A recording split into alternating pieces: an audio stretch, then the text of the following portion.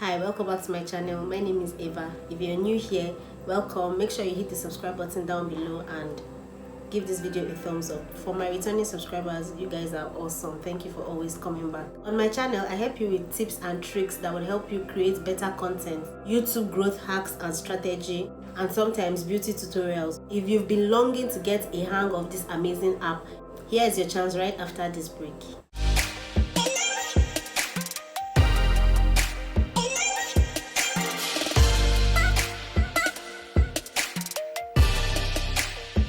In this video, I'm going to be showing you how to edit your video using Kinemaster, both on Android and on iPhone. It works both ways. I'll be dropping the link to this app in the description box, so make sure you check it out. Kinemaster is an amazing app with some great features such as the chroma key. It can definitely get a little overwhelming for new users, but don't worry, in this video I'm going to be showing you how to edit your video from start to finish. I would love to know what tips you have about this great app from both old and new users. It could be from this video, it could be something you've learned on your own. Just please drop it down in the comment section so that we all can learn from it and know your tips and your tricks. So here we are now inside the app, and this is what you will see first when you open the app. If you click on the YouTube icon there, it will take you to their YouTube page, and then the TikTok also takes you to their TikTok page. Before we start, let's go to the settings and then change some things there. Now you can change things like your account information. You would also see about Kinemaster and how you can also change your iOS settings. You can do them all from this particular page. But then we're going to move on to the editing part. You see the default settings for most of your projects or edits, like their duration and what have you. And then for this part I suggest that you leave it as fill screen or fit in screen, just to avoid that motion you get in photos when you use or leave it in Canvas. In sorting, this is where you can sort your project either by date or name. Now if we go back to my information, this is where you can purchase the subscription for the premium access to be able to get everything on this app. By having a subscription, you get to remove the watermarks. You have access to more transitions, stickers, effects, etc. I am in Nigeria, so you can get this for 1,400 naira monthly or 8,500 naira yearly, which is at a discount at the moment. I advise you get it so you'll be able to save a little bit of money. Note that mine is the paid version, so you might not see some features in yours if you're using the free version. Once you get your settings sorted, the next thing is to create your project. Now you want to make sure that you click on this big button in the middle and you'll be asked to select your aspect ratio. For this, you definitely want to pick the 16:9 ratio. That's if it's a YouTube video you want to edit. You have other choices for Instagram, Insta Story, and the rest of all these other social media platforms. So it's either the 16:9, which is a widescreen video, a 9:16, which is a portrait video, and then a 1:1, which is a square aspect ratio. There are others obviously, but these are the ones we would be focusing on. Now I want you to know that once you pick a video format and you start editing, you cannot come back and swap or change it except you start a new project. So I'll be choosing the 16:9 aspect ratio, and this is what you should be looking like. If you have the free version, you will definitely be seeing the Kinemaster watermark at this area, but if you are on the paid version, it obviously won't be there. So this is the interface we'll be working with, and this circle here is what we'll be using to import all our media assets, record voiceover, add music or audio, add stickers and all of those good stuff. We can also add additional layers and what have you. If you hit the middle button, that would open up the camera and you can take pictures or videos directly from the app.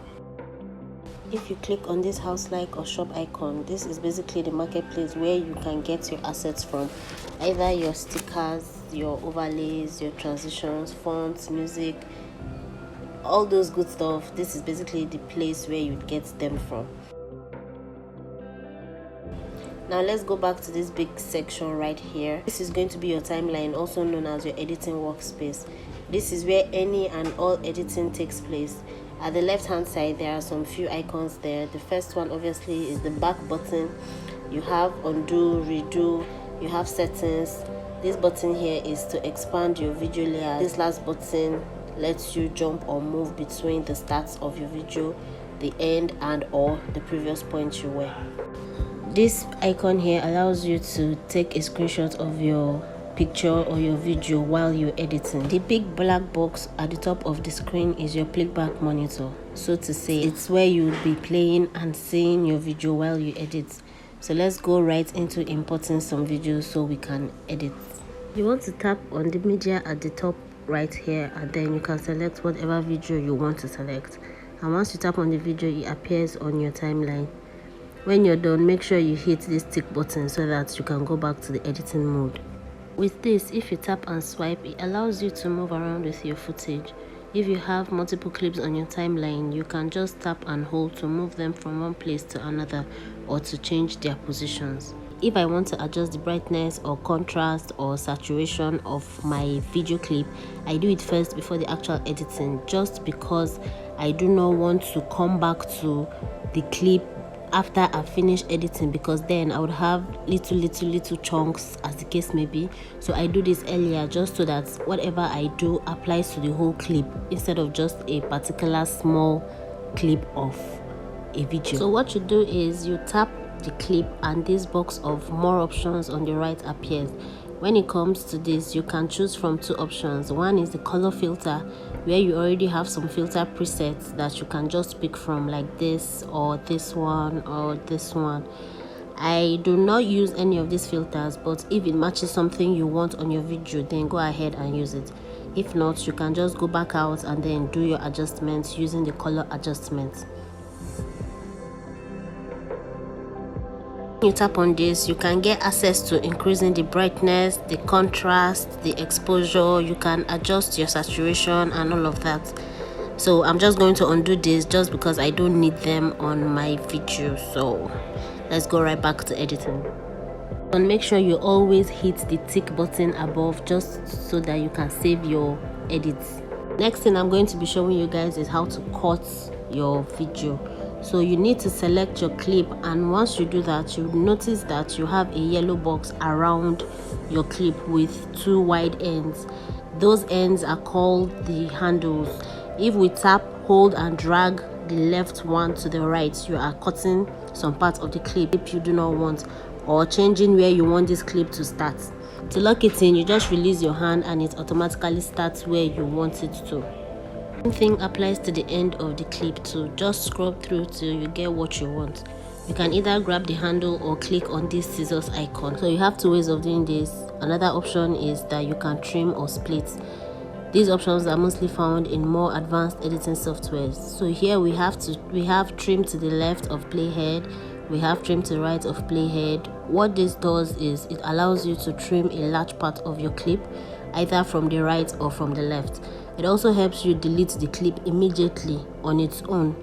Another option here is to split at the playhead. This just allows you to divide your clip without deleting any parts. You can then go ahead to delete on your own the parts you do not want in your video by pressing this delete icon at the left, and that's gone.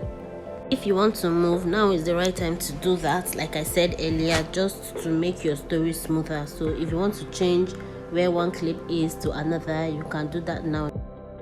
If you have like a B-roll video you would like to add to your original video, what you need to do is you can click on layer. Here you can add media, effect, text and handwriting. Click on media to allow you add extra clips to your original footage. So you just want to look for your video or your B-roll and then select it. Once you do that, it drops on your playback area and also on your timeline. If you tap on that layer, you would get this option box come out again, and here you can just move your layer around. You can increase the size, you can trim it like every other clip. So if you have B-rolls to better explain your story, that's how you do it. Now notice it's just a layer, so if we start from here, it's our normal footage, and at this point we get something else with the normal clip. You can add text to your videos by just clicking on layers and then selecting text. So I'm just going to select the text.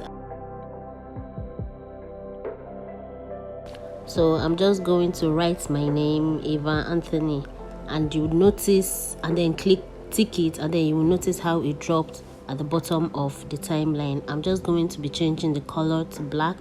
I'm going to move it around, change the fonts, and see, you can resize and do all of those sweet things you can do to your videos. Now here are just more fonts you can change your writing into.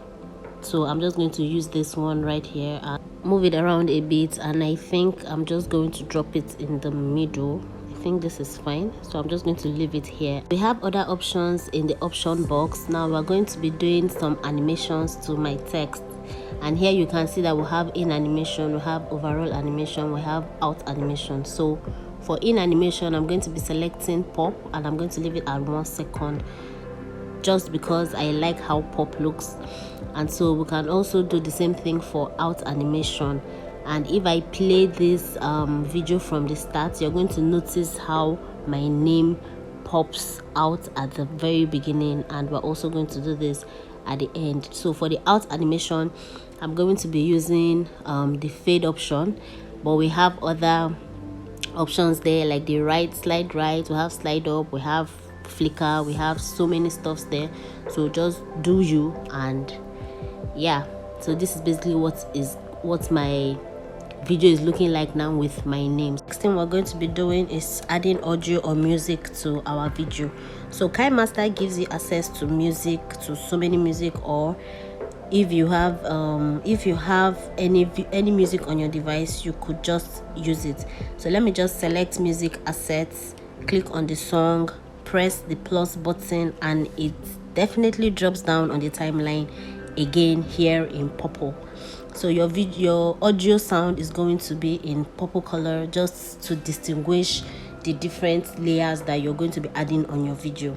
The thing is, wherever your playhead is, that's where your audio is going to drop. So what we're going to be doing now is to move this audio sound right to the beginning, because I actually want this audio to start from the beginning, and do is to tap on it and then drag it to the beginning or wherever you want your audio to start from. You can also trim your audio, you can make some edits, any edit you want. You can increase the volume from the options right here. I won't be going into all the options, if not this video would be like a very massive one, and we don't want that. If you want to fade your music in or out, all you need to do is to click on this settings button and then select audio, and you can change whatever setting you want to, but I do not change mine. I leave them at default settings. Same applies to the video. If you want to fade in the video from black to the actual video, or fade out your video from the actual video to black, I hope somebody's getting me. You can just turn this on, and this is what you get when you do that. You notice how my video started from black and faded into the actual video. Once all this is done, you can start adding your transitions, your effects, your stickers to your footage. Notice at this area there is an obvious cut. Now there is nothing wrong with that at all, but what I like to do is I click on the clip and then tap on pan and zoom. You want to make sure that the start position equals the end position, so you must tap this equal sign right here. Next thing, you pinch to zoom to allow you reposition the video. This way, when you play it, you won't really notice that hard cuts at that point, which is very cool if you ask me, as this makes it easier on the eyes of your viewers.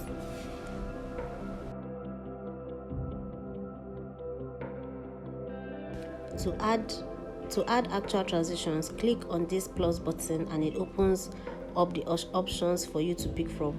We'll just be using this basic one. This icon here shows you that a transition was added.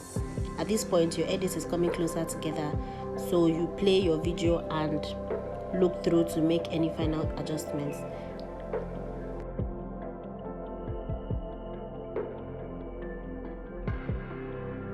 For those of you that do not know how to get the chroma key effect or how to use it, and also for those of you that do not know what the chroma key is, this is how you make a video have pictures of things that were in there. For example, the subscribe button. So I have to go to my layer, click on media, select my media, and then position it where I want it. Next, I tap on it and get my option drop down. Scroll down and you see chroma key. All you want to do is to click on it and it enables it. Make your adjustments if you have to, and this is what you get at the end of the day. You can only use the chroma key effect when you have a green screen as the background. Let's just go through our whole video clip and see what we have.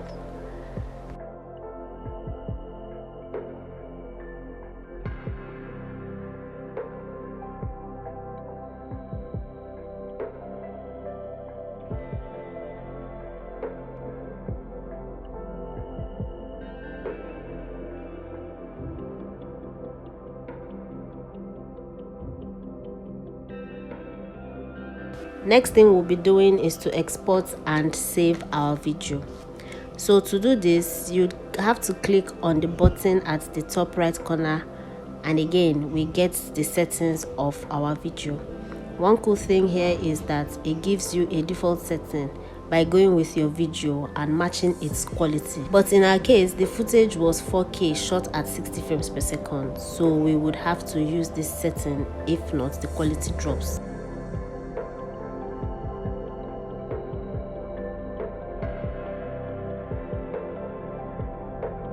I talked about this on this video, and this video, so you might want to check them out.